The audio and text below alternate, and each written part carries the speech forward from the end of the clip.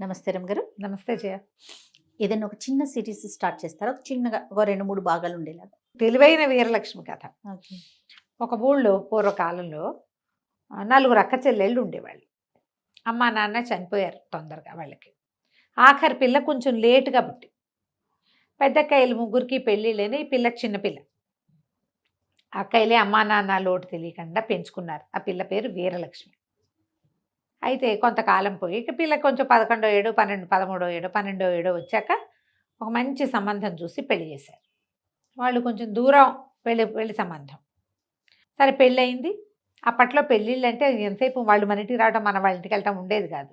ఏదో మాట్లాడుకునేవాళ్ళు, మధ్యవర్తులు వెళ్ళి చూసిచ్చి, లేకపోతే ఆ ఊళ్ళో ఉన్న వాళ్ళ చుట్టాలో ఎవరో ఆ పిల్లాడు పొడుగ్గా ఉన్నాడు, తెల్లగా ఉన్నాడు, పొట్టుగా ఉన్నాడు ఏదో చెప్పేవాళ్ళు. ఆస్తుంది స్వాస్తుంది అని. అసలు ఆ రోజుల్లో పొడుగు పొట్టి తెలుపు అందచందాల ధోరణే ఉండేది కాదు. అసలు చూసుకునే వాళ్ళు కాదనుకుంటాను కదండి. మధ్యస్థులే మాట్లాడి సంబంధం కుదిర్చేసి పెళ్లిలో డైరెక్ట్గా చూడటమే ఈ కాపురం చేసుకోవడమే అంతే. ఇంకా వేషాలు లేవు, అవకాశాలు లేవు అసలు. పాప దాని వేషం అనకూడదు కానీ ఇప్పుడు ఆ మాట వింటుంటే అమ్మో ఎంత కష్టం, అసలు అట్లెట్లా అనిపించేస్తుంది. అవును. కానీ ఇంకా నెల 2 నెలల గ్యాప్లో పెళ్లి చేసుకోవడం కూడా ఇష్టపట్ల. ఒక 6 నెలలైనా మాట్లాడుకోవాలనుకుంటున్నారు. ఆ లోపల హాయిగా విడిపోవచ్చు కొట్టు తెచ్చి.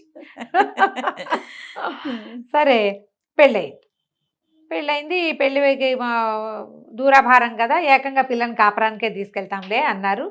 2 రోజులో 3 రోజులో వాళ్ళు గుంపంతా ఉన్నారు, వీళ్ళు గుంపంతా ఉన్నారు, అంతా అయిపోయింది. పిల్లాడు వెళ్ళిపోయాడు. పిల్ల ఇంకా ఇక్కడే ఉంది. సరే పిల్ల ఈడేరింది. ఉత్తరాలు రాశారు. పండగలకి అల్లుడు గారిని రమ్మని ఉత్తరాలు రాస్తుండేవాళ్ళు. తర్వాత అని వాయిదా వేసేవాళ్ళు. ఈ పిల్ల పెద్దదైంది బాగా. ఆ ఊళ్ళో పెళ్ళిళ్ళైన పిల్లలంతా కూడా పాతకాలంలో ఏమిటి, పెళ్ళవగానే కాపురాలు గట్టం మూడు పెళ్ళం ఓ ఇంట్లోనే ఉండటం అవి ఉండేవి కాదు అప్పట్లో. అందరూ అట్ల తద్ది నోవులని అవని ఇవని అత్తారిళ్ళకి వెళ్తున్నారు వస్తున్నారు. మన పిల్ల ఏమీ లేదు.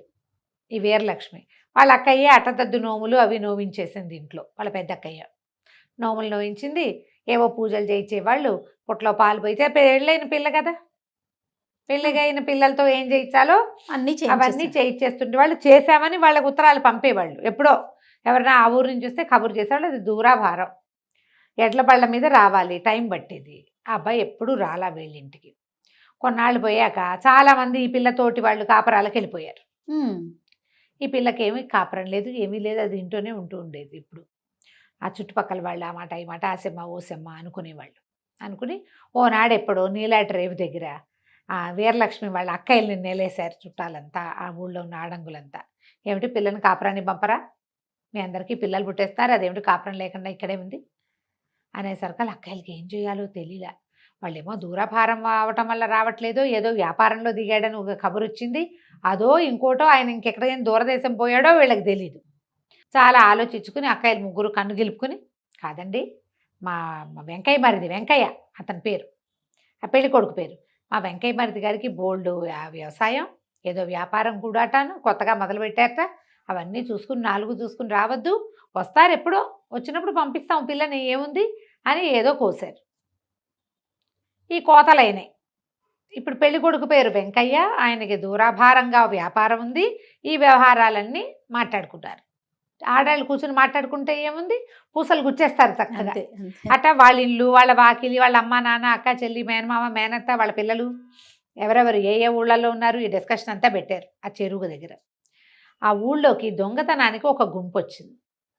వాళ్ళల్లో ఒకడు ఏదో కొట్లో ఇంచి ఒకటి దొంగతనం చేసి వచ్చి చెరువు పక్కన ఉన్న రెల్లు పొదలో దాక్కున్నాడు. మొత్తం స్టోరీ అంతా గుచ్చిన పూసలన్నీ లెక్కెట్టుకుని రంగులు కూడా గుర్తుపెట్టుకున్నాడు. పొద మీద నుంచి లేచి నిలబడి చూస్తే చక్కగా మెళ్ళ నిండా నగలు పెట్టుకుని, చేతుల నిండా గాజులు కళకళలాడుతూ చెయ్యెత్తునుంది వీరలక్ష్మి. పిల్ల దగదగలాడిపోతుంది, మెళ్ళోనూ దగదగలే ఉన్నాయి. ఆ వెంకయ్య వేషం ఏదో గడితే ఈ పిల్లని కొట్టేయచ్చు అనుకున్నాడు వాడు. సరే అప్పటికి ఊరుకుని వీళ్ళందరూ ఇంట్లోకి వెళ్ళిపోయాక 3వ రోజు పొద్దునే చక్కటి బట్టలు ధరించి అత్తరేదో పూసుకుని కాస్త మరి పువ్వులు పళ్ళు అవి పట్టుకుని కొత్త చెప్పులు కిరుకిరుమంటూ ఉండగా వీళ్ళింటికి వేయించేశాడు దొంగ. అదేమిటి గుర్తుపట్టలేదా, నేనే వెంకయ్యనే అన్నాడు. వీళ్ళ అవునవును అన్నాడు. ఆ పిల్ల పెళ్ళి 5 సంవత్సరాలు అయింది. ఏం గుర్తుంటుంది వాళ్ళు వెంకయ్యనని ఎవడొస్తాడు, ఫలానా ఊరు నుంచి వచ్చాను అన్నాడు, మా అమ్మ ఇట్టా ఉందన్నాడు, మా చెల్లి ఇట్టా ఉందన్నాడు, చెల్లిని కాపురాన్ని పంపించాం వీరవరం అన్నాడు. అవన్నీ కలుస్తున్నాయి. ఈ వెంకయ్య వీడేనో కాదో వీళ్ళకి తెలియదు, కానీ వెంకయ్యనని భావించారు అక్కయ్యలు. అనుమానం కూడా లేదు. అనుమానం లేదు. పిల్ల కొంచెం సిగ్గుబడి లోపలే ఉంది, కానీ మెల్లిగా భర్తకి పరిచయం చేయడానికి కాఫీ కాకపోతే ఏదో తీర్థం ప్రసాదం ఇవ్వడానికి దగ్గరికి వెళ్ళి చూస్తే ఇదేమిటి వీడు ఇలా ఉన్నాడు అనుకుంది పిల్ల. ఆహా. పెళ్లి నాటికి దానికి ఒక 12-13 సంవత్సరాలు ఉన్నాయి. అప్పుడు తనకు గుర్తుంది, తన మొగుడు తనకంటే పొడుగాటివాడు, చక్కగా అందంగా ఉన్నాడు, చాలా తెలివిగా ఉన్నాడు. ఇటు పిచ్చి మొహంలాగా ఉన్నాడా? వాడికి అప్పటికో 20 ఏళ్ళు ఉన్నాయి ఆ కుర్రాడికి. వీడు చూస్తే వీడంత తెలివిగా కనిపించట్లేదు, వీడి మొహము అందంగాను లేడు, మామూలుగా ఉన్నాడు, వెగటుగా లేడు, బాగానే ఉన్నాడు. కానీ బాగుండటం కాదు, వాడు చాలా బాగున్నాడు. వీడు తన మొగుడు కాదేమోనని పుట్టింది పిల్లకి. అక్కడికి ఓసారి 2 సార్లు మా ఆయన ఏమిటి ఇంత పొట్టిగా ఉన్నాడు, అప్పుడు ఇంకా పొడుగ్గా ఉన్నాడు కాదుటే అక్కయ్య అని అడిగేసరికి వాళ్ళ అక్కయ్య వేళాకోళ చేసి, వసిని నువ్వు అప్పుడు మీ ఆయన పక్కన నుంచున్నప్పుడే ఇలా అడిగారు. సిగ్గుపడింది పిల్లకి, ఏం చెప్పాలో తెలియలే. ఎక్కడో కొట్టేస్తోంది వీడు మొగుడు కాదేమో, వీడు మా ఆయన కాదు అని. ఎంత అనుకున్నా వీళ్ళు పడినివ్వటం లేదు అక్కయ్యలు. పైగా చుట్టుపక్కల వాళ్ళతో పడలేకుండా ఉన్నారు వాళ్ళు. పిల్లని కాపురానికి ఎప్పుడు పంపిస్తాం, అది 14వ ఏటే మెచ్యూర్ అయింది, ఇప్పుడు 18వ ఏడు వచ్చింది. 4 సంవత్సరాలు పిల్లని ఇంట్లో అట్టు పెట్టుకుంటే కష్టమే. ఆ ఊళ్ళలో అలా చేసేవాళ్ళు కాదు. మెచ్యూర్ అయ్యాక ఒక 2-3 నెలల్లో పంపేసేవాళ్ళు ఆ రోజుల్లో. బాగా పోషించి మెచ్యూర్ అయిన 3-4 నెలలకల్లా కాపురానికి పంపేసేవాళ్ళు. అప్పటి నుంచి స్టార్ట్ అయ్యేది వాళ్ళ కాంజుగల్ లైఫ్. ఇప్పట్లాగా 25 ఏళ్ళు రావాలి, 30 ఏళ్ళు రావాలి, పిల్లలు చిన్నపిల్లలు, ఆ ఫీలింగ్స్ ఉండేవి కాదు. మెచ్యూర్ కాకపోతే చిన్నపిల్ల, వన్స్ మెచ్యూర్ అయిందా పెద్దదే. పిల్ల బలహీనంగా ఉంటే పోషించేవాళ్ళు దాన్ని బాగా, పోషణ చేసి పిల్లలు ఏపుగా ఉండేవాళ్ళు. ఈ పిల్లకి ఏం చేయాలో తెలియలేదు. అయితే వీళ్ళు ఏమన్నారు, ఇంకా 4 రోజులు ఉండండి, వారం రోజులు ఉండండి, శుభకార్యం అవి జరిపిస్తామని అడిగారు. అవేమొద్దు, మా ఇంటికి వెళ్ళి చేసుకుంటాము, ప్రయాణం పెద్దది, మరి పంపేసేయండి పిల్లని అన్నాడు. అనేసరికల్లా సరే, వాడికేంటి ఎక్కడ తన బండారం బయటపడుతుందో అని వాడి భయము. సరే వీళ్ళు ఏం చేశారు, సామాన్లు అవి సర్దారు, పిల్లకి చక్కగా దాని బట్టలు గిట్టలు 2 మూటలు కట్టారు, నగా నాణ్యం అన్నీ పెట్టారు, పసుపు రాసి దానికి ఇది పెట్టి చలివిడి పెట్టి వాళ్ళు మొగుడుతోటి బయలుదేరి తీశారు. ఈ పిల్ల కొట్టేస్తూనే ఉంది. సరే ఏదో ఊరు అతను తీసుకెళ్తాడు అనుకున్నారు. ఓ బండి ఇచ్చారు, పాలేరుని పంపిస్తా అంటే పాలేరు అక్కర్లేదు, బండి ఉంటే చాలు అన్నాడు.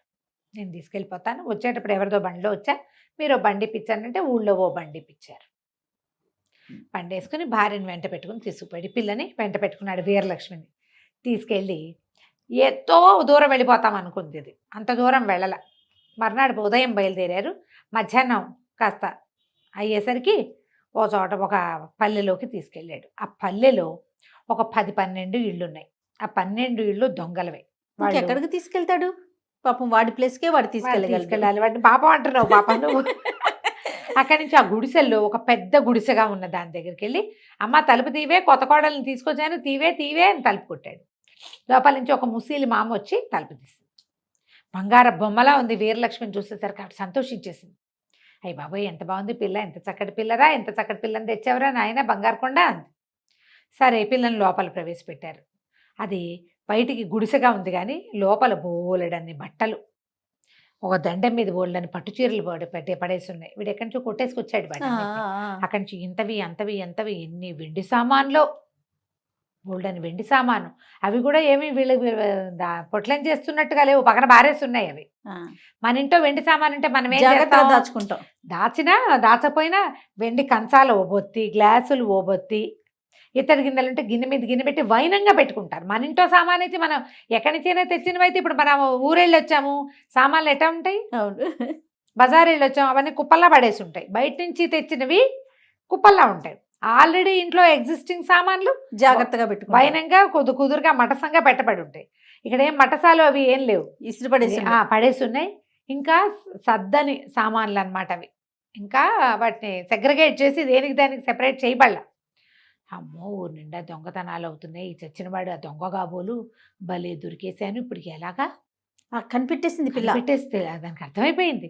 ఎందుకంటే వాళ్ళది పల్లె కాదు, దానికి తెలిసినంత మటుకు 7 ఇళ్ళే ఉండటమేమిటి, పూరిల్లు ఉండటమేంటి, వాళ్ళది మండుబా ఇల్లు గుర్తుంది, తన ఆడబడుచు వాళ్ళు చెప్పినవి. ఉయ్యాల బల్ల ఉంది మా ఇంట్లో, తోట ఉంది, ఇక్కడ తోట లేదు ఏం లేదు, ఉయ్యాల బల్ల లేదు, అంతా ఒకటే రకంగా ఉంది. సరే బాగా ఆలోచించుకుని ఏం చెప్పిందంటే, అత్త మరేమో మాకు అట్ల తద్ది నోవు ఉంది, నోవు తీర్చకుండా కాపురం చేసుకోకూడదు, మరి మా ఇంటి దగ్గరే ఉండు, నోవులు తీర్పించి పంపిస్తామని మా అక్కయ్య వాళ్ళు చెప్తే నీ కొడుకేమో నీకు నన్ను చూపించాలని తీసుకొచ్చేసాడు. మరి అట్ల తద్ది నోములు చేసుకోవాలత్త, నోవు చేసుకుని అప్పుడు కాపురం పెట్టుకుంటాము అన్నది. అని చెప్పేసరికల్లా ముసలావిడంది, అవును రోయ్, దేవుళ్ళతో చాలా కష్టం, అవన్నీ చెయ్యాలి మనం, అవన్నీ పట్టుకురమ్మంది. సరే ఏమేం కావాలో చెప్పమన్నాడు. ఇప్పుడు పిల్ల బాగా ఆలోచించి కొబ్బరికాయలు, గిబ్బరికాయలు, తమలపాకులు, గిమ్మలపాకులు, కాటిక్కాయలు, గీటిక్కాయలు, చేటలు, గీటలు, పీటలు, గీటలు అని మొత్తం వాడి కాగితం తెచ్చుకున్నాడు, రాసుకున్నాడు ఫుల్. చేటలు 3, గీటలు 3, కొబ్బరికాయలు 3, గిబ్బరికాయలు 3, కాటికాయలు, గిటికాయలు, పసుపు కుంకం గింకం, పసుపు గిసుపు, ఇక దాని ఇష్టం. లిస్ట్ అంతా చెప్పింది. వీడు అన్నీ రాసేసుకున్నాడు. సరే తెస్తానన్నాడు. వాడు పోయాడు.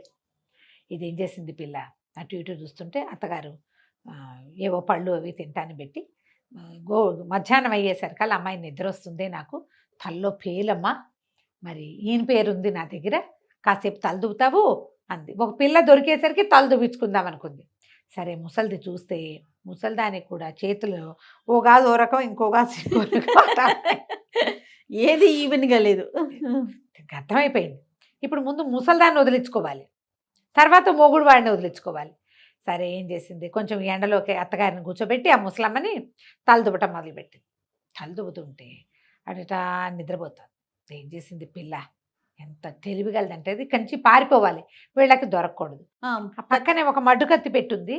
పిల్ల కత్తి తీసి అత్తగారి, ముసలమ్మది, అత్తగారు అనకూడదు, అత్తగారు అంటే ఏదోగా వినపడదు, అత్తగారు చంపేసిందా అంటావు ఇప్పుడు. అవునవును, చంపేసింది, కోసేసి ఏం చేసి అంతా నెత్తురుమయం. ఆ మెల్లిగా లేచి ఈవిడేమో రాట్నం వడికేందుకు రాట్నం కూడా కొట్టుకొచ్చాడు వాడు ఎక్కడో, ఆ రాట్నం దగ్గర కూర్చోబెట్టేసింది బాడీని.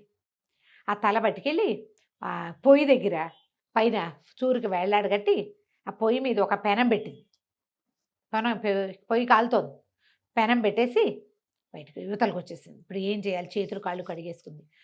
దీని మీద దండం మీద బోలెడన్ని పట్టు చీరలు ఉన్నాయి, చెప్పాక ముందే చీరలు ఉన్నాయని. చకచక ఏం చేసి ఒంటి మీద ఉన్న చీర అంతా నెత్తుటిమైపోయింది. చీర ఓడదీసి పక్కన పారేసి శుభ్రంగా పట్టు చీర కట్టుకుంది. అక్కడి నుంచి జుట్టు జడ అల్లుకుని వచ్చేటప్పుడు దానికి ఇంత బారెడు జుట్టు అంతా ఓడదీసేసి ముందుకి వెనక్కి వేసి జుట్టు అంతా ఇంత జీబు కంపలా వచ్చేలాగా చేసుకుంది.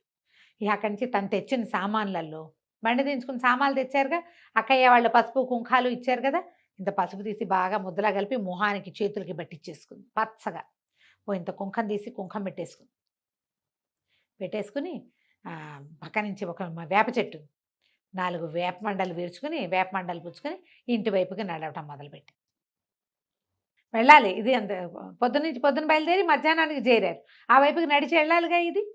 సరే అక్కడి నుంచి నడిచి వెళ్తుంటే ఈ లోపల మనవాడు వెంకయ్య ఉన్నాడుగా, వీడు కాస్త షాప్కి వెళ్ళి సామాన్లు అవి ఇవి కొనుక్కొచ్చాడు. ఆ కొనుక్కొస్తే వాళ్ళు కొబ్బరికాయలు అని ఇచ్చారు. గిబ్బరికాయలు నీ బొందా అన్నారు వాళ్ళు. కాటికాయ గీటికాయ ఏమిటి నీ బొందా అని తిట్టి ఒక షాపులో అయితే చెంపకాయ ఉంటాడు, ఏంటి పదే సతాయితో ఇచ్చిన బుచ్చుకెళ్ళు, నీ లిస్టు ప్రకారం ఇచ్చేసాం అన్నారు. సామాన్లు పుచ్చుకొని వస్తుంటే సరిగ్గా ఈ వీరలక్ష్మి వెంకయ్య చెరువు దగ్గర ఎదురుపడ్డారు. ఏం జరిగిందో వచ్చే భాగంలో తెలుసుకుందాం. బాబా భలే ఉంది రమ్మగారు. నమస్తే అండి. నమస్తే రమ్మగారు. వీరలక్ష్మి కంటిన్యూ చేద్దాం. భలే ఉందండోయ్, మంచి ధైర్యంగా ఉంది. దొంగ వెంకయ్య ఏం చేశాడు, సామాన్లు మోసుకొని వస్తున్నాడు. అప్పటికి కొంచెం చీకటి పడింది, ఇదంతా మధ్యాహ్నం, అమ్మాయి ఎక్కడుంది, సాయంకాలం అయిపోయింది. ఆ సాయంకాలం కొంచెం ఏంటంటే చలికాలపు వేళ అవడంతో పొద్దు తొందరగా తిరిగిపోయింది. దూరం నుంచి చూస్తూ వీడికి ఎవరో నల్లటి ఆకారం కనపడుతోంది, ఏమిటా అని చూస్తే ఇది గుర్తుపెట్టేసింది పిల్ల. సంచి మోసుకొస్తున్నాడు వీడేనని. శివ వచ్చినట్టు రాయట మోగటం మొదలుపెట్టింది ముందుకి వెనక్కి. ఊగుతుంటే వీడు అయ్యి బాబోయ్ దెయ్యం కాదు రోయ్, దేవతల్లి ఉంది. దగ్గరికి వెళ్తే ఏముంది, ఆ మహంకాళి స్వరూపంలో ఉంది, పసుపచ్చగా మహనిండా పూసింది, ఇంత బొట్టు, తర్వాత జుట్టేమో విరబోసుకుంది. పొద్దున ఏం చేసింది, బిగువుగా వేసుకున్న జడంతా ఊడదీసి జుట్టు విరబోసుకుంటే మనమే కొంతమందిని గుర్తుపట్టలేం. అక్కడి నుంచి వేప మండలు, పెద్ద శివం వచ్చినట్టు ఊగుతూ, ఏరా వెంకయ్య వచ్చాబా, మీ ఆవిడ చెప్పిన సామాన్లు అన్నీ తెచ్చాబా అని అరిచి కేకలు పెట్టేసరికల్లా, అమ్మో మా తల్లి ఎందుకు తేలేదమ్మా, తెచ్చానమ్మా, అన్ని సరుకులు తేలేదు, మా ఆవిడ ఇంత లిస్ట్ రాసింది, అందులో కొన్ని వచ్చినాయి కొన్ని రాలేదు అంటే, నువ్వు ఎందుకు తేలేదు, అవన్నీ తేకపోతే నా వ్రతం ఎట్ట పూర్తవుతుందిరా అని మళ్ళీ కేకలు పెట్టింది. తల్లి నువ్వు తలుచుకుంటే జరగందేముంది, అన్నీ దొరకాలని వరం ఇవ్వు, తెచ్చుకుంటానంటే అలాగే అవన్నీ ఇక్కడ పెట్టి నువ్వు వెళ్ళిపో అంది. వీడేం చేశాడు, సంచి మూసుకొచ్చాడుగా. ఆ మోసుకొచ్చిన సంచి కొబ్బరికాయలు, పసుపు కుంకాలు, వక్కలు, తమలపాకులు, అరటిపళ్ళు, ఆ తర్వాత ఏమో జాకెట్ ముక్కలు, కాటికాయలు, పసుపు కొమ్ములు, అలాంటివేవో తెచ్చాడు. అన్ని వ్రతానికి చేటలు చిన్న చిన్నవి అవంతా మూట అక్కడ పెట్టాడు. పెట్టి వెనక్కి వెళ్ళాడు. వెనక్కి వెళ్ళగానే పిల్ల ఏం చేసింది, ఇక లగెత్తింది మూట మోసుకుంటూ వెళ్ళిపోయి ఊరు చెరువు దాకా వెళ్ళిపోయింది. చీకటి పడిపోయింది, పరిగెత్తేసింది బాగా మూట మోసుకుంటూ. పల్లెటూరు పిల్లలకి ఏముంది, వాళ్ళకేం మూటల గిట్లు లెక్కే లేదు. ఆ మూట పక్కన పెట్టి చీర విప్పి పక్కన పెట్టి శుభ్రంగా మొహం అంతా బాగా కడుక్కుని బిగుగా జడేసుకుని మళ్ళీ పట్టు చీర చక్కగా కట్టుకుని సామాన్లు మోసుకుంటూ రాత్రి వేళ ఇంటికి చేరింది. అక్కయ్య వాళ్ళు తెల్లబోయారు, ఇదేమిటే ఇట వచ్చావు, మీ ఆయన ఏడే అన్నారు.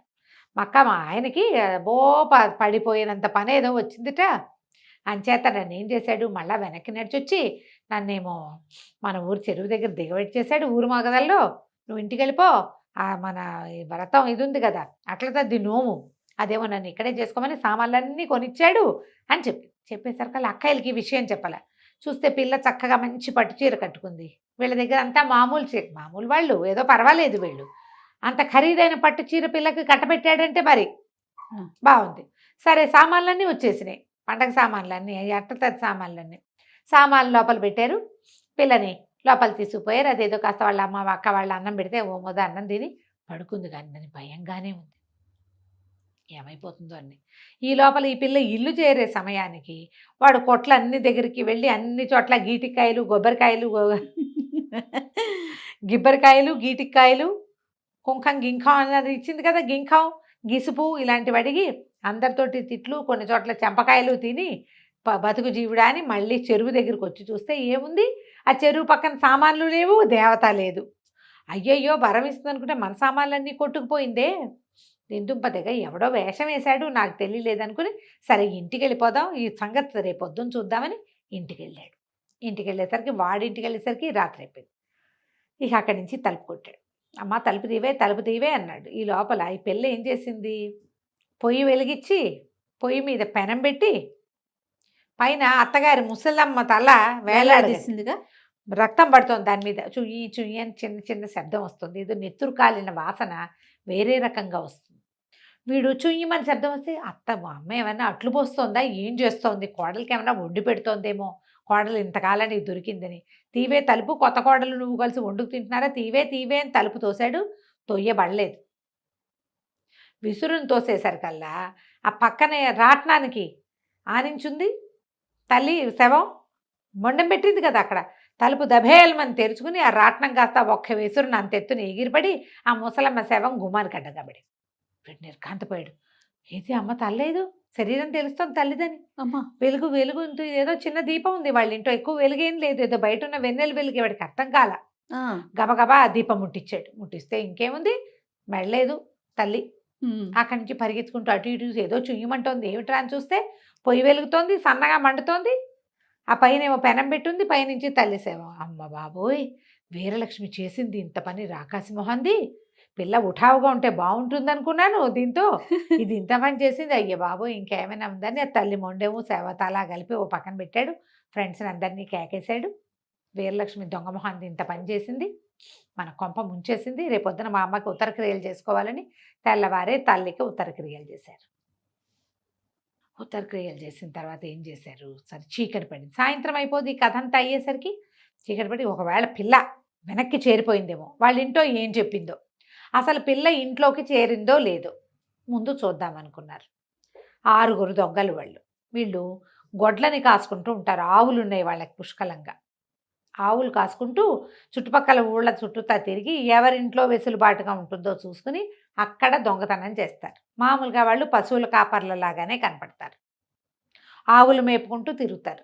ఆ ప్రాంతాల్లో ఎవరైనా ఒంటరిగా నడిచి వెళ్తున్నారనుకో వాళ్ళని లూటీ చేస్తారు. అది వాళ్ళ స్టైల్ అన్నమాట. సరే ఏం చేశారు, ఈ 6 మళ్ళీ బయలుదేరారు. 5 యువతలు నుంచున్నారు. ఈ వెంకయ్య వెళ్ళి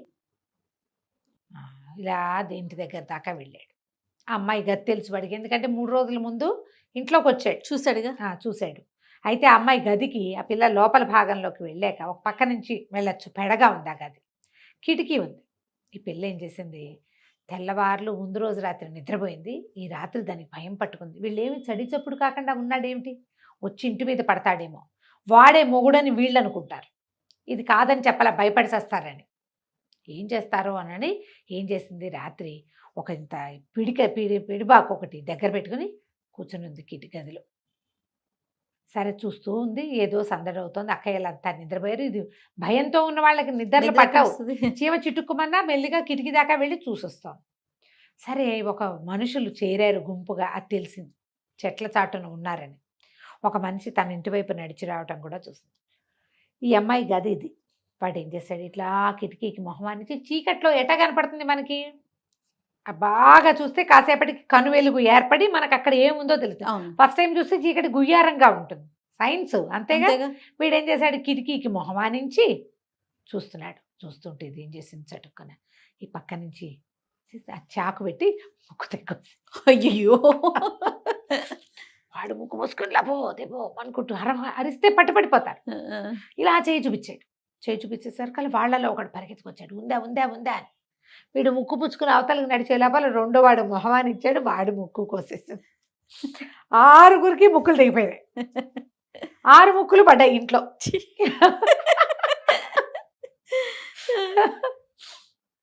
ఈ పిల్లకి నెత్తురు భయాలు అవి ఏమి లేవు. అందరూ 6 ముక్కులు మూసుకుని లబో దిబోమని, లబో దిబోమని ఏమంటారు అంటానికి కూడా అరిస్తే లాభం లేదు, అరిస్తే పట్టుబడిపోతారు. ఇళ్ల మధ్యలో అరుపులు కేకలు వినపడకూడదు. నా ముక్కు కోసేసినట్టు నువ్వు అసలు వాళ్ళ ఇంటికి ఎందుకు వెళ్ళావు, నువ్వెవరు దొంగ. ఏం చేస్తారు, ముక్కులు మూసుకుని నెత్తుళ్ళు ఓడుకుంటూ పరిగెత్తారు. పరిగెత్తి ఏం చేశారు, పారిపోయారు. ఏం చేయాలో తెలియదు, ముక్కులకి ఏం చేయాలో తెలియటల్లా. ఈ పిల్ల ఏం చేసింది, గబగబా వంటింట్లోకి వెళ్ళి ఒక ఇత్తడి పళ్ళెం, ఒకటింత పళ్ళెం పట్టుకొచ్చి ఈ కింద పడ్డ ముక్కులని ఏరి అందులో పెట్టింది. రాకాసిది మంచి కాదనమాట. అక్కడి నుంచి తెల్లవారేశారు కల్లా వాళ్ళ అక్కయ్యకి చెప్పింది, అక్క కొంచెం బజార్లోకి వెళ్ళి పని ఉంది, మా ఆయన ఏవో డబ్బులు ఇచ్చాడు, ఏవో కొనుక్కోమన్నాడు, మరి నేను వెళ్ళొస్తానని. అక్కయ్య వాళ్ళు వంటింట్లో పనిలో ఉండగా ఇది ఏం చేసింది, తలకి వాటికి రంగు వేసుకుని కొంచెం తెల్లగా కనపడేలాగా ఒక పాత చున్నీ అంటే పాత ఓణి ఒకటి నెత్తి మీద కప్పుకొని ముసిలిదానిలాగా నడుచుకుంటూ ఈ ముక్కులకి ఉప్పు కారం పట్టించి, ఉప్పు కారం పోసింది పళ్ళెలో, వాటిలలో అద్దేసి ఆ ముక్కులు మోసుకుని పోయింది పళ్ళెం.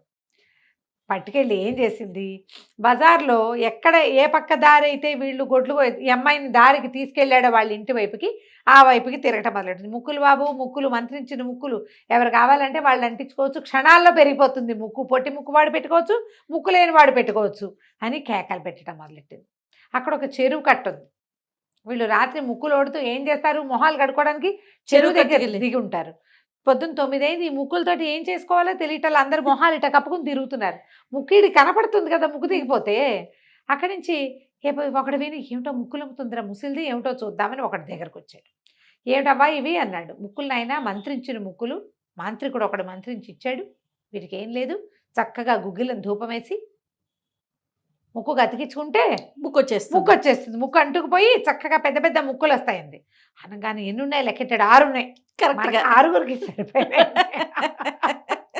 వాడు ఆ పళ్ళెని తీసుకుని పరిగెత్తుకుంటూ వెళ్ళి స్నేహితులందరికీ పడుకోరే పదండ్రా గూడెం వైపుకి, అక్కడికి పోదాం, మన చెరులో మొహాలు కడుక్కుని దీని గుగ్గిలం, ఇల్లు ఉండద్దు గుగ్గిలం పొగేయాలంటే, గుగ్గిలాలు పొగలు రోడ్ల మీద రావు, అంతేగా మొహాలు అయితే కడుక్కోగలరు ఏ చెరువు దగ్గర. అక్కడి నుంచి పోయారు. పోయి ఇంటికి వెళ్ళి గబగబా పొయ్యి రాజేసుకుని ఒక కుంపటి రెడీ చేసుకుని దాంట్లో మొహాలు కడుక్కొచ్చి గుగ్గిలం వేసి ఈ ముక్కులన్నిటికీ గుగ్గిలం పట్టించారు. పొగ పట్టించి తలా ఒక ముక్కు తీసి అంటించుకున్నారు. వీళ్ళకి ఆల్రెడీ ఇక్కడంతా పుండుందా, దీనికేమో ఉప్పు కారము, అదనంగా గుగ్గిలము. ముక్కుకు తగిలేసరికి ఆ పుండు కాస్త భాగ్గుమని మండిపోయి కేకలు పెట్టి ఏడ్చి శోకాలు పెట్టేశారు అందరూ. ఏం చేయాలో తెలియదు, బయట పారేశారు. ప్రతివాడు చూసుకున్నాడు, ఒరేవి మన ముక్కులేనలే ఉన్నారు, అయ్య బాబోయ్ రాకాసి మన ఎంత పని చేసింది గుర్తించారు. ఇవాళ రాత్రి దీనంతు చూడాలి. పగలు ఏం చేయలేరు వాళ్ళు, పగలు వాళ్ళ వల్ల కాదు, రాత్రి దీనంతు చూద్దాం అనుకున్నారు. సరే పిల్ల ఆ పూటకి అయిపోయింది, ఇంటికి వెళ్ళిపోయింది. మళ్ళీ ఓణి మామూలుగా వేసేసుకుని తలకంటిన ముగ్గంతా దులిపేసేసుకుని ఇంట్లోకి వెళ్ళిపోయింది. సరే అక్క ఇంకా ఇప్పుడు హ్యాండిల్ చేయలేనేమో అని అనిపించడం మొదలెట్టింది. వాళ్ళ అక్కయ్యకి చెప్పింది, అక్కయ్య ఇందాక పొద్దున్న చెరువు దగ్గరికి నీళ్ళకి వెళ్ళినప్పుడు ఎవరో వెనకాల దొంగలే, వాళ్ళు మన ఇంటి మీద పడతారో ఏమిటో, దొంగలు ఊళ్ళోకి వెళ్దామని అనుకుంటున్నారు, 6 ఇళ్ళు మాట్లాడుకున్నారు, మన ఇంట్లోకి వస్తారేమో, వీళ్ళందరికీ చెప్పద్దు, పిల్లలు బావా వాళ్ళంతా కంగారు పడతారు, మన ఇద్దరమే హ్యాండిల్ చేద్దామే అని చెప్తే, సరే వాళ్ళ అక్కయ్య దీనికంటే ధైర్యస్తురాలు. ఆవిడ ఏం చేసింది, అంత రుబ్బురోలు ఉంది, వాళ్ళు ఈజీగా ఎత్తేయగలరు దాన్ని. ఆ రుబ్బురోలు తెచ్చి దీని గదిలో పెట్టి, అది ఈ అమ్మాయి గది వాకిలి గుమ్మానికి దగ్గరగా ఉంటుంది. ఎవడైనా గుమ్మం దాటుకుని లోపలికి వస్తే రుబ్బురే పెట్టి పగలగొట్టేద్దాం తలకాయ అనుకున్నారు. సరే అక్క చెల్లి ఇద్దరు మెలకుగానే ఉన్నారు, ఇంటిల్లి పాది నిద్రపోయారు. రాత్రి అయ్యేసరికి వెంకయ్యకే ఈ ఇల్లు ఆనుపాను తెలుసు, ఆ పిల్ల గది ఎక్కడుందో తెలుసు. వాడు అలాగా తలుపు తీసుకుని అమ్మడి గదిలోకి వచ్చేసాడు, వీరలక్ష్మి గదిలోకి. ఈ గదిలోకి రావటం ఏమిటి, వాళ్ళ అక్క చెల్లి ఇద్దరు కలిసి ఆ రుబ్బురోలు పెట్టి నడ్డి మీద ఒక్కటి పెట్టారు. అదిరిపోయింది. అక్కడి నుంచి ఇంత రోలు పెట్టి కొట్టారు, ఇంత రోకలు ఉంటాయి పచ్చడి బండ, అది పెట్టి నెత్తి తలకాయ చిత కొట్టారు. చిత కొట్టి ఇప్పుడు ఏం చేయాలి వీడిని, వాళ్ళ ఇంట్లో ఒక పెద్ద పెట్టు ఉంది, చెక్క పెట్టే భోషాణం లాంటిది, పాత బట్టలు పెట్టారు. ఈ మనిషిని ఇద్దరిని వాడిని ఎత్తి ఇద్దరు కలిసి ఆ పెట్టలో పడేసి తాళం పెట్టారు. పడుకుని నిద్రపోయి రారు. ఈ లోపలికి వెళ్ళిన వాడు బయటికి రాకపోవటంతో వాళ్ళు ఊరుకున్నారు.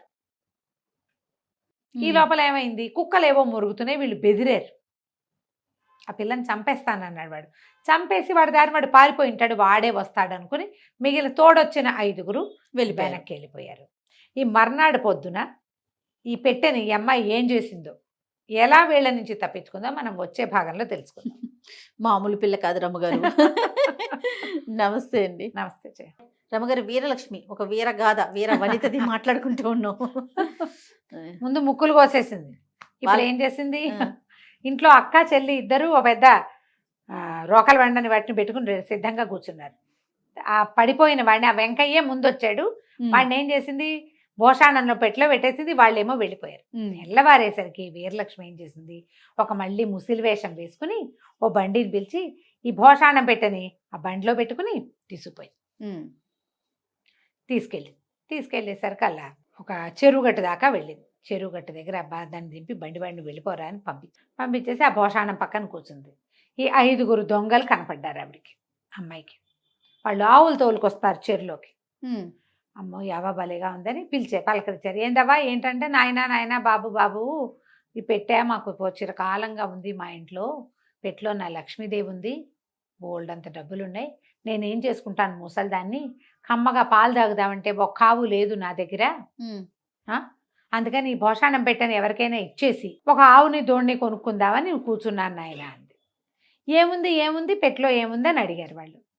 తరతరాలుగా మాకు సంపద వస్తున్నదంతా ఇందులోనే ఉంది, ఆ పెట్టె కూడా తీయలేను నేను, నాకెందుకు, ఆవు దూడ ఉంటే చాలు అనగానే పెట్టిస్తావా మాకు ఇస్తామన్నాడు. ఎందుకు ఇవ్వను, ఒక ఆవుని బోధోడిని ఇస్తే ఇస్తాను అనేసరికల్లా ఏముందో చూస్తాను తాళం ఇవ్వన్నారు.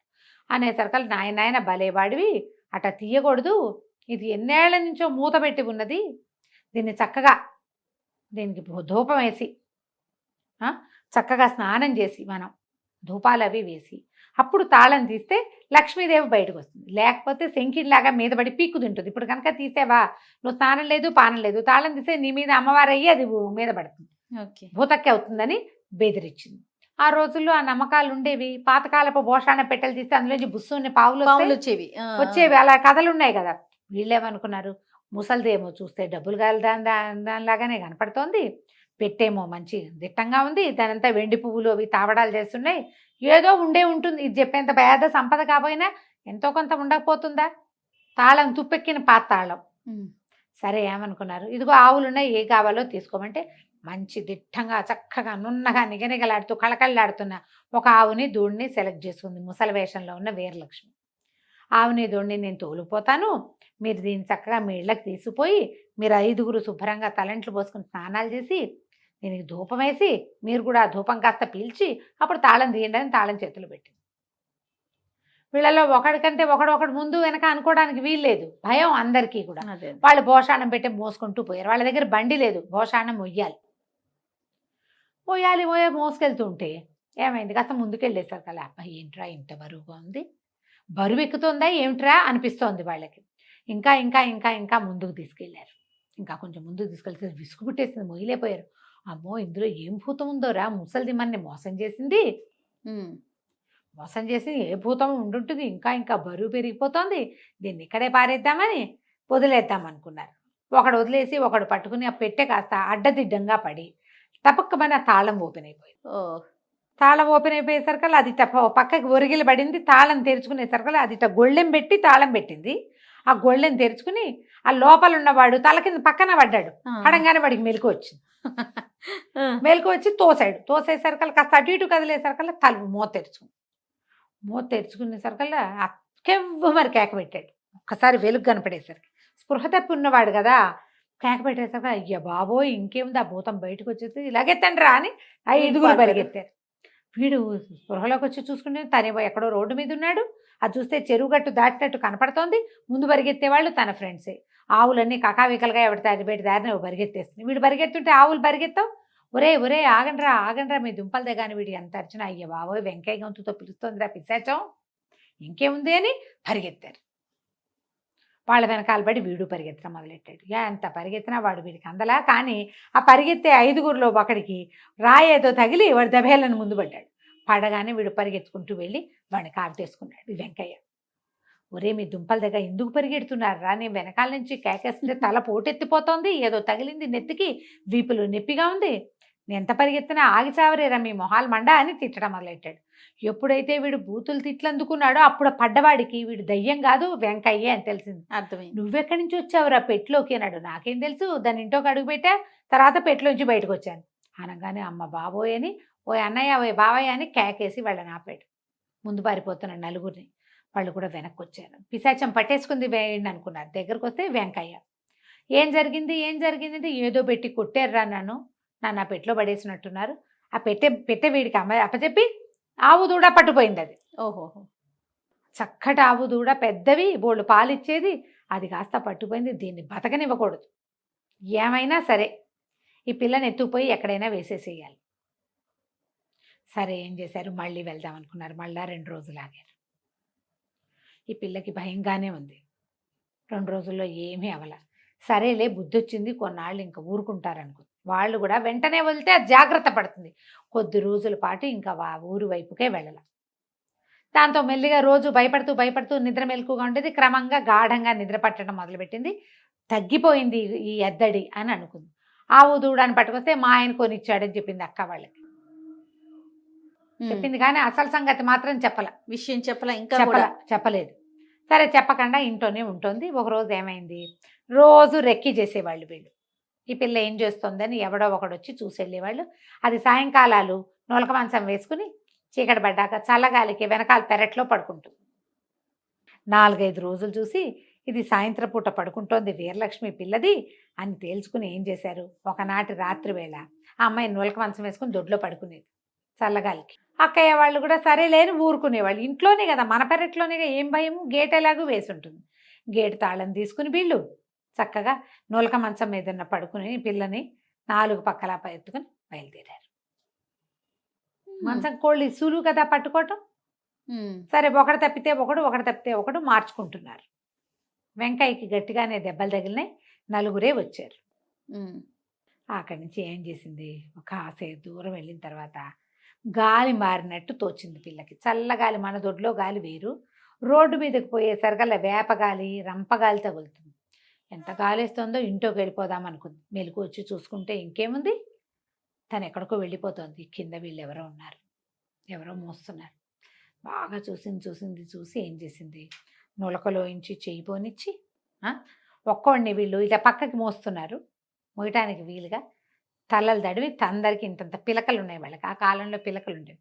ఆ పిలకని నులకదారాలకేసి కట్టేసి సరే ఏమైంది, మధ్యలో ఏం చేస్తారు, తలవాడు కాళ్ళకి కాళ్ళవాడు తలకి మార్చుకోవాలి. ఇంకేం మార్చుకోవాలి, ముందేదో మార్చుకున్నారు. చల్లగా సర్దు కూరుకున్నారు. బయలుదేరి చింత చెట్టు కింద నుంచి వెళ్తుంటే ఇది మెలకుగా కూర్చుందిగా పిల్ల.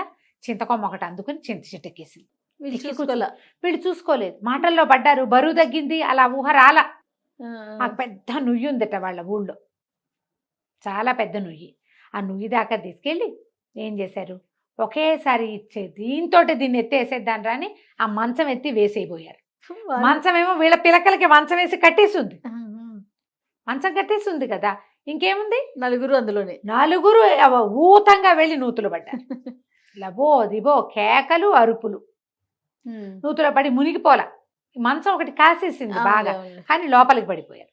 ఈ చింత చెట్టుకి కూర్చుందిగా పిల్ల, మెల్లిగా తెల్లబారుతుంటే చిగురు ఏదో కాస్త ఆకులు నిద్ర రాకుండా చెట్టు మీద నిద్రపోయింది అనుకో దెబ్బ కింద పడుతుంది. ఏ జంతువో వస్తుంది కదా, ఆకులు తుంపి నోట్లో వేసుకుంటుంది. నోట్లో వేసుకుంటే అబ్బా చింత చిగురు పుల్లగా ఉంది కోసుకుందామని అందిన మేరకి చింత చిగురు అంతా చెంగులో వేసి మూట కట్టుకుని ఒక్కో చింత చిగురు తింటూ కూర్చుంది అక్కడ. ఈ నూతులో పడిన వాళ్ళు తెల్లారేసరికి కేకలు, అరుపులు. ఇంతలో ఏమైంది, ఎవరో ఒక 5-6 వ్యాపారస్తులు పొద్దున్నే ఎక్కడి నుంచో బయలుదేరి వస్తున్నారు. ఆ వస్తున్న వాళ్ళంతా విన్నారు. వినేసరికి ఎవరో పడిపోయారు, నూతులో పడ్డట్టున్నారు, ఏమిట్రా అని లేవదీశారు. లేవదీస్తే ఆ వ్యాపారస్తుల్లో ఒకడు అసలు వెంకయ్య, ఈ వీరలక్ష్మి భర్త. ఓహోహో. అతను వ్యాపారం పని ముగించుకుని పిల్లని తీసుకెళ్దామని వస్తున్నాడు. ఇప్పుడు వస్తున్నాడు.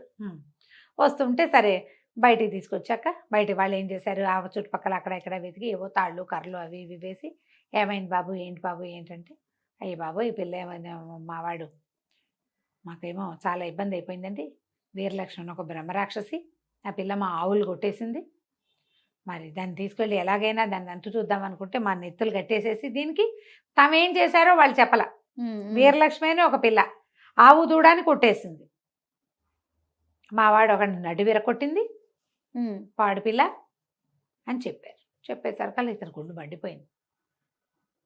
నా పేరు పాడు చేస్తోంది కదా, ఇది ఫలానా వాడి పెళ్ళామంటారు, పెళ్ళైపోయిన పిల్ల కదా.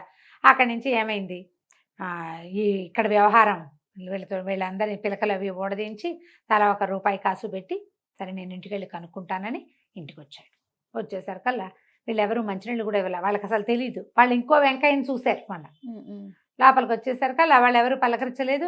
ఎవరండి ఏం కావాలి, ఏమిటి నన్నే గుర్తుపట్టలేదా వెంకయ్యని అని కసురుకున్నాడు.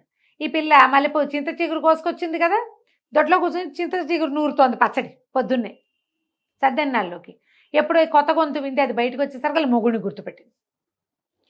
ఈయననే మా ఆయన అన్నది. అనేసరికల్లా అక్కయ్య వాళ్ళు అన్నారు, అదేమిటే మొన్న ఇట్లా లేడు కదంటే, అబ్బాయి అప్పుడు ఏదో ఒంటో బాగుంటే కట్టా ఉన్నాడు, ఈయనే మా ఆయన. ఒంట్లో బాగోపోతే మారిపోయాడు, మీరు సరిగ్గా చూడలేదు, నాకు తెలుసు కదా, నేను వాళ్ళ ఇంటికి వెళ్ళాను కదా అని అట చెప్పింది. చెప్పేసరికి సరేనని అల్లుడు గారికి మంచినీళ్ళు తెచ్చిచ్చారు. మాట్లాడారు, ఏదో పలహారం పెట్టారు. పలహారం పెడితే ఇతను అన్నాడు, ఏం పెంపకం అండి మీ పెంపకం, 4 అక్కయ్యలు 3 బావలు ఉన్నారు, ఈ పిల్ల మీ పిల్ల ఏమన్నా మంచి పిల్లైనా, అసలు ఇంత దూరం వచ్చి మీ సంబంధం చేసుకుంటే ఈ పిల్ల ఏమిటి, వాళ్ళు ఎవరిదో ఆవు దూడ కొట్టేసిందిట, వాళ్ళు ఎవరినో నూతులో పారేసింది, వాడు ఎవరినడ్డో విరకొట్టిందిట, ఇటాడి పనులు చేసే పిల్లని ఎవడు కాపురం చేసుకుంటాడండి, హాత్తెరి అని కేకలేశారు. కేకలేస్తే ఎవరికి ఏం చెప్పాలో తెలియలా. వాళ్ళ పెద్దకైంది, అబ్బాయి వాడు దొంగవాడండి, మా ఇంట్లో జొరబడ్డాడు, అందుకని కొట్టాము, అంతకంటే ఏమీ లేదని. మిగిలిన అక్కయ్యలు ఇద్దరు తెల్లమొహాలు వేస్తున్నారు, అసలు ఏం జరిగిందో కూడా తెలియదు కదా. అక్కడి నుంచి వీరలక్ష్మి అంది, నేను నచ్చ చెప్పుకుంటానులే మా ఆయనకి, మీరంతా వెళ్ళండి అని మొగుడు దగ్గర కూర్చుని, బాబు 20 రోజుల క్రితం ఒకడు నీ పేరుతోటి వచ్చాడు, వాడు నన్ను తీసుకుపోయాడు, అక్కడి నుంచి ఇన్ని రకాలుగా తప్పించుకుని ఇట్లా చేశాను, లేకపోతే నీ పెళ్ళాన్ని నేను వాడెవడికో పెళ్ళాన్ని అయ్యేదాన్ని, మేము వీళ్ళెవరు గుర్తుపట్ల, నేను అక్కడికి అంటూనే అన్నాను, ఇవి మా ఆయన కాదే అంటే వీళ్ళు వినిపించుకోలేదు, వాళ్ళకి తెలిసి చావలేదు, ఊళ్ళో అంతా చెవులు గూటిచ్చేస్తున్నారు మమ్మల్ని, కాపురాన్ని పంపలేదని అంటే అప్పుడు ఆవు కొట్టేసింది అని చెప్పారు, కానీ ఏం జరిగింది అనేది వాళ్ళు మొత్తం అంతా ఎందుకు చెప్తారు, మేము దొంగతనానికి వెళ్ళామని చెప్పారు కదా. అప్పుడు అతను సర్దుకున్నాడు, మొత్తం అంతా కనెక్షన్ పెట్టుకుని ఆలోచించుకున్నాడు, వీళ్ళు చెప్పింది కరెక్ట్, సరే అమ్మ ఇట్టడి పనులు చేయబోక జాగ్రత్తగా ఉండాలి, ఇంకా ఈ ఊళ్ళో ఉండొద్దు, ఆ దొంగ వాళ్ళు వస్తే మళ్ళీ ఇబ్బంది అవుతుందని, సాయంకాలమే నేను పిల్లని తీసుకెళ్తాను, బండి ఏర్పాటు చేయండి అని బండి ఏర్పాటు చేసుకుని వీరలక్ష్మిని కాపురానికి తీసుకుపోయాడు. వాళ్ళ ఊరు ఇక్కడికి 50 కోసుల దూరం ఉంది, ఆ ఊరికి దొంగలు రారు కదా, సరే అందుకని అక్కడికి తీసుకుపోయాడు. కథ కంచికి మనం ఇంటికి. మొత్తానికి మామూలు వీరలక్ష్మి కాదు రమ్మ గారు, ఊహకందని పనులన్నీ చేసింది మొత్తానికి. అంతే. రైట్ అండి, నమస్తే. నమస్తే జయ.